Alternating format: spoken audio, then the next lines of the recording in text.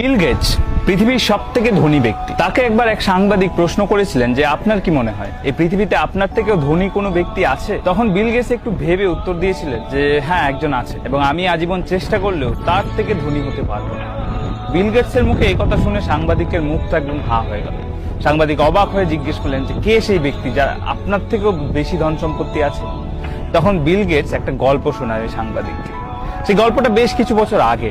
তখন Bill Gates হয়ে ওঠেনি, অর্থাৎ পৃথিবীর সব থেকে ধনী ব্যক্তি হয়ে ওঠেনি, তাকে পৃথিবীর সবাই চিনত না।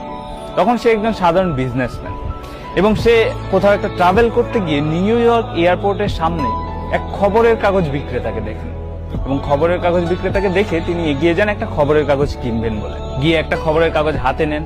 হাতে নিয়ে যখন টাকা দিতে যাবেন, সেই মুহূর্তে বিল গেটস লক্ষ্য করেন যে তার পকেটে খুচরো পয়সা নেই। ভাবা যায় বিল গেটসের কাছে পয়সা নেই।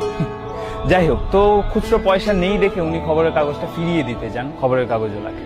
কিন্তু খবরের কাগজওয়ালা তখন বলেন যে এটা আমার লাগবে না, তুমি নিয়ে যাও। বলছে না না, আমার কাছে পয়সা নেই। বললো ঠিক আছে, পয়সা লাগবে না, এটা আমার তরফ থেকে তোমার গিফট, তুমি নিয়ে। তো বিল গেটস প্রথমে রাজি না হলেও পরে ওই খবরের কাগজটা নিয়ে নেয়, এবং উনি ওনার ফ্লাইট ধরার জন্য এয়ারপোর্টে ঢুকে যায়। তার বেশ কিছু বছর পর কোইন্সিডেন্টলি আরো একবার নিউ ইয়র্ক এয়ারপোর্টের সামনে বিল গেটস ওই খবরের কাগজ বিক্রেতাকে দেখতে পায়, এবং দেখতে পেয়ে এগিয়ে যায় আরো একটা খবরের কাগজ কিনবে বলে। কিন্তু এবারও খবরের কাগজটা হাতে নিয়ে কোইন্সিডেন্টলি হাত দিয়ে দেখে পকেটে এনাফ পয়সা নেই।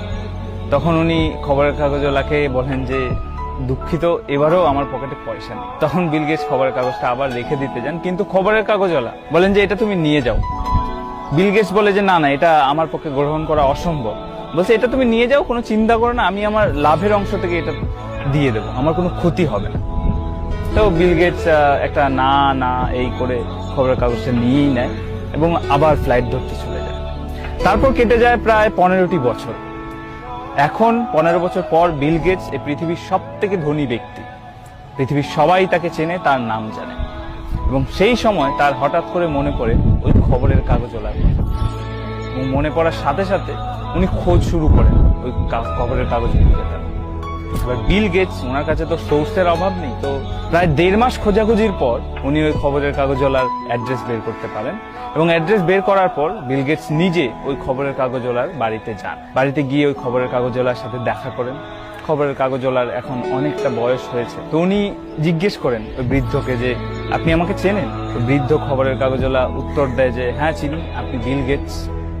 তখন বিল গেটস বলেন যে আপনার কি মনে আছে আপনি আমাকে একবার সাহায্য করেছিলেন, এয়ারপোর্টে একটা খবরের কাগজ দিয়েছিলেন এবং কোনো পয়সা নেননি? তখন ওই বৃদ্ধ লোকটি হেসে বলে হ্যাঁ আমার মনে আছে, একবার নয় আমি তোমাকে 2 বার খবরের কাগজ দিয়েছি বিনামূল্যে। তখন বিল গেটস বলে যে আমি আপনার ওই দিনে সাহায্য ফিরিয়ে দিতে চাই।